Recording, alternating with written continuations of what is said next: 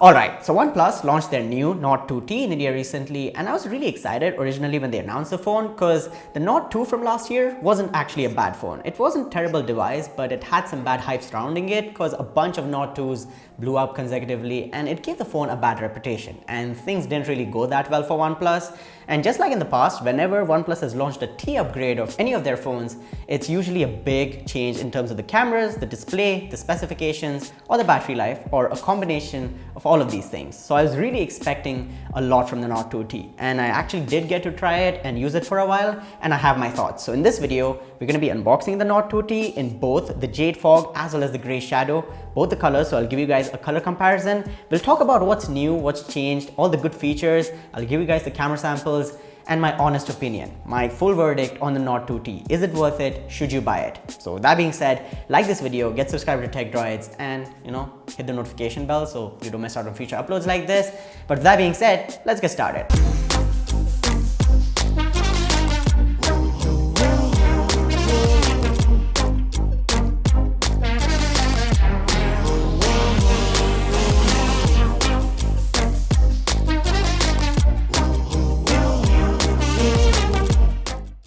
Alright, so starting off with the unboxing and taking a look at the box and the packaging, it's very similar to what we have seen in the past. And taking off that wrapping and getting into the box, first things first, when you lift up the lid is the phone itself, and you have the accessories underneath. We're starting off with the Jade Fog color here, so take that plastic off and peel that sticker also. It reveals that glossy finish. I'm not very sure if this is going to be a popular color, but again, it's going to be personal taste and personal preference. I kind of like it, but again, because of a glossy finish, it's going to take fingerprints and scratches. Then you have this small packet that has your case. It's a clear TPU case, nothing special here. It is included for free, so again, I really appreciate it. You have the SIM ejector tool, some documentation, and a bunch of OnePlus and Nord stickers. So yeah, you've got your quick start guide, all the boring stuff that people don't read.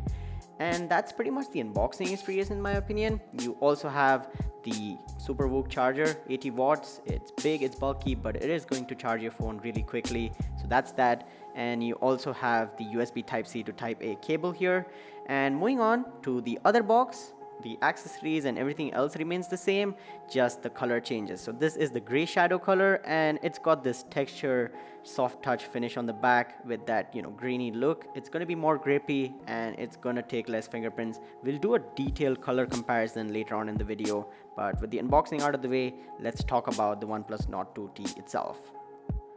So now the easiest way to talk about the Nord 2T is to compare it to the Nord 2 from last year. And there is 4 major changes in my opinion. 1, the new processor. 2, the new software. 3, being the higher wattage charger included in the box. And 4 is the slightly new design. Coming to the first point, the processor. And usually a new processor means a better phone, better performance, right?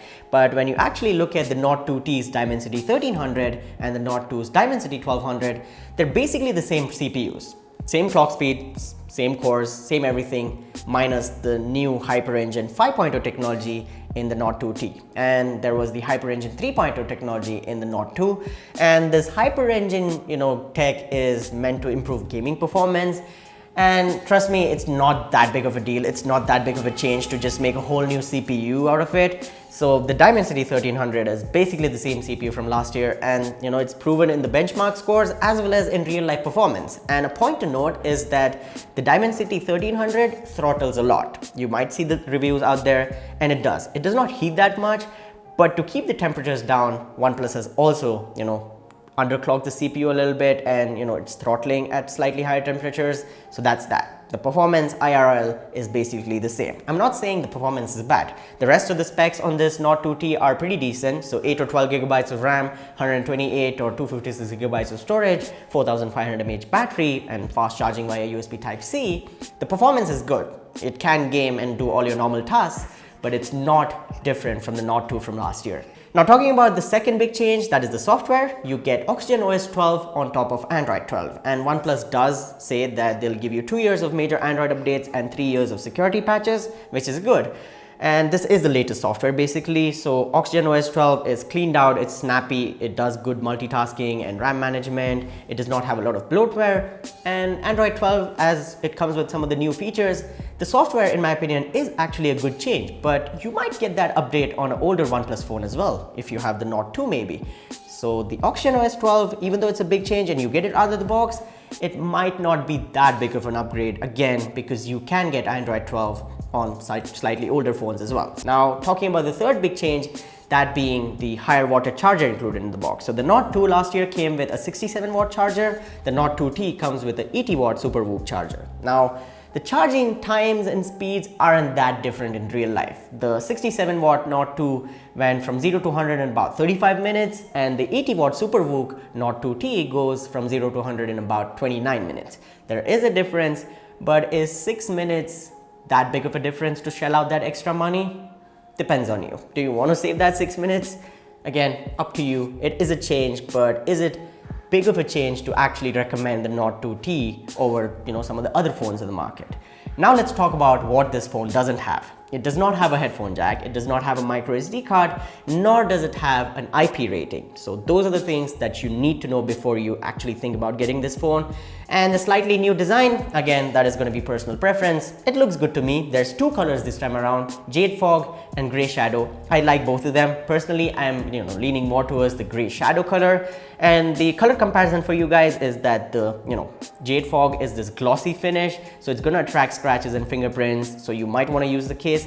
But the Gray Shadow color is this really grippy textured finish on the back. It's soft touch, and in my opinion, it's going to attract less fingerprints, less finger oils and smudges and scratches, and it's going to be more durable in day-to-day use, and it's going to handle wear and tear very easily in my opinion. So if you get the Gray Shadow, you don't really have to use the case. The phone is grippy and everything, it's good. Now, doing a quick overview of the design and build quality, the phone is built really well. It does feel premium, it has some weight to it, and it is comfortable to hold. It's not the lightest phone in the world, it is not the thinnest phone in the world, but it is a good feel in the hand. It is comfortable to hold in my opinion and use.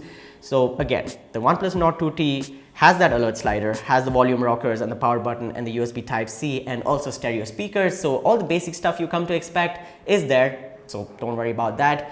Now talking about the display on the phone. It's a 6.43 inch Full HD Plus AMOLED panel with a 90 Hz refresh rate. All the other phones in the market in the similar price range are giving you 120 Hz. So again, this is somewhere the Nord 2T is lacking, and it was the same display on the Nord 2 as well. So not really, a change here. And it does support P3 color gamut, HDR10 Plus and sRGB. So HDR10 Plus means you can watch HDR YouTube videos, and you can also use that in Amazon and Netflix and in places that HDR is supported. So that's that. The display overall is good. Don't get me wrong. It's a really nice panel. It's good to consume media and play games on this one. But I think it's high time that OnePlus moves on to 120 Hz and, just gets that spec in there. Now talking about the cameras on this phone, and there is no change here as well. You have a triple camera setup, so a 50 megapixel main sensor, f1.8 aperture. This is the Sony IMX766 sensor. There is an 8 megapixel ultra wide and a 2 megapixel depth camera. Let's not talk about the 2 megapixel depth camera. Talking about the two main sensors, the ultra wide and the main camera, they're good, but I feel like the pictures that come out of the Nord 2T aren't that different comparing it to the Nord 2 from last year. It's a decent camera. It's a good enough camera in my opinion. Does good in decent lighting conditions, outdoors, indoors. Low light performance again isn't going to be the greatest. Cheaper phones, budget phones do struggle in lower light, so you might have to expect that from this phone as well. But overall, you can record 4K video on the back, but you're still stuck at 1080p video on the front camera. Here are some samples for you guys coming out of the Nord 2T. The camera app itself is really good. The shutter speed is fast. You can click a photo really quickly. The camera app doesn't lag or anything, and it's really neatly laid out, and it's very intuitive. All the options, all the modes are there. So again, when you scroll around, when you swipe around, you'll be able to find what you want. And again, by looking at the pictures, by looking at the samples, I hope you guys can judge how the quality of the Nord 2T is. So that's the cameras, and the software is also good, as I said. The display, the performance, the design and build quality. Overall, now it's conclusion time. The OnePlus Nord 2T, again, isn't a bad phone, just like last year. But there's two ways to look at it.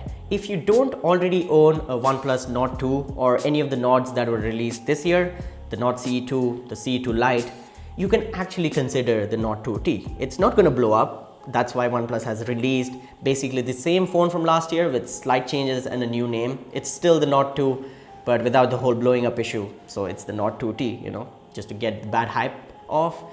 So if you want to get it and you don't already own, a similar phone or a similar priced or a similar spec phone, then you can get the Nord 2T. But if you already have another phone in mind that gets you better specifications, or if you already own a Nord device from this year or from last year, then it doesn't really make sense to go with the Nord 2T. It is a decent package. It's a decent value overall. It's a good smartphone in my opinion. But again, it'll come down to you. Do you really want Oxygen OS? Do you really want OnePlus? As a brand, you really like them, and then you have to make your purchase decision. It's not a bad phone, but it's not the best either. There are better phones in this price bracket, and that's pretty much it for this video.